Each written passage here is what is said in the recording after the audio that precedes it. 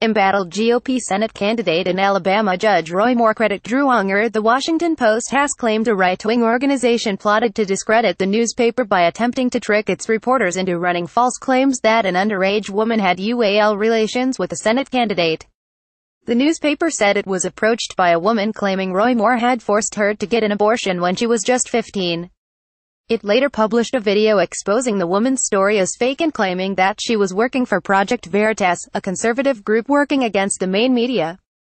Mr. Moore has come under mounting pressure to quit the Alabama Senate race after the Washington Post published other allegations by 4 women who claimed the politician had duly assaulted them as teenagers when he was in his 30s.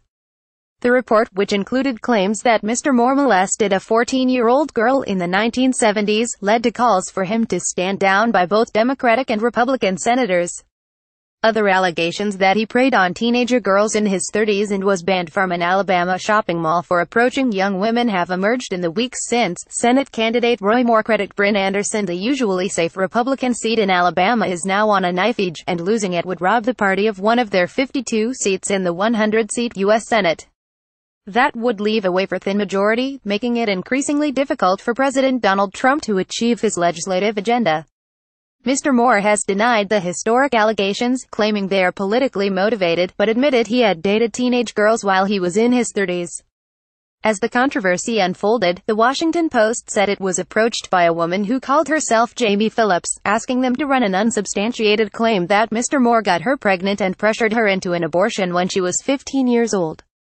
During conversations with the newspaper's reporters, Ms. Phillips repeatedly asked them to guarantee to her that Mr. Moore would lose the election if she came forward.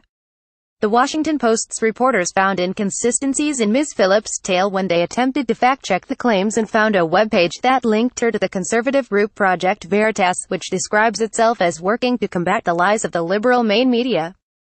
Washington Post reporter Stephanie McCrumman spotted inconsistencies in Ms. Phillips' claims. The group has previously advertised for undercover reporters to adopt an alias persona, gain access to an identified person of interest and persuade that person to reveal information. The newspaper said it had taken the unusual decision to expose Ms. Phillips' off-the-record communications once they were confident she was part of the group and was intentionally targeting its reporters. "We always honor off-the-record agreements when they're entered into in good faith," said Martin Barron, its executive editor. But this so-called off-the-record conversation was the essence of a scheme to deceive and embarrass us. The intent by Project Veritas clearly was to publicize the conversation if we fell for the trap. Because of our customary journalistic rigor, we weren't fooled, and we can't honor an off-the-record agreement that was solicited in maliciously bad faith. James O'Keefe, the group's founder, was convicted of a misdemeanor in 2010 after he entered a federal building under false pretenses during a sting operation. James O'Keefe, president of Project Veritas Action credit AP. Another of Project Veritas members, former television producer Robert Halderman, was jailed in 2010 for attempting to blackmail TV presenter David Letterman. The Washington Post said its reporters followed Ms. Phillips to confirm the suspicious and found her entering Project Veritas' New York office. Their reporters confronted Mr. O'Keefe about the alleged sting plot outside his office, but he declined to comment. During a recorded meeting with Ms. Phillips, the reporters also questioned her about the flaws in her story. Ms. Phillips denied being in contact with Mr. Moore's election campaign before abruptly cutting off the meeting.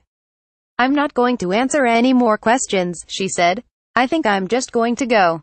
Mr. Moore's supporters, including Steve Bannon, head of the right-wing organization Breitbart News, have claimed the allegations against the candidate are political smearing by the main media. When the Washington Post first reported the allegations against the Alabama candidate, Mr. Bannon said, "The Bezos Amazon Washington Post that dropped that dime on Donald Trump is the same Bezos Amazon Washington Post that dropped the dime this afternoon on Judge Roy Moore. Now is that a coincidence?" He went on to say the paper was purely part of the apparatus of the Democratic Party.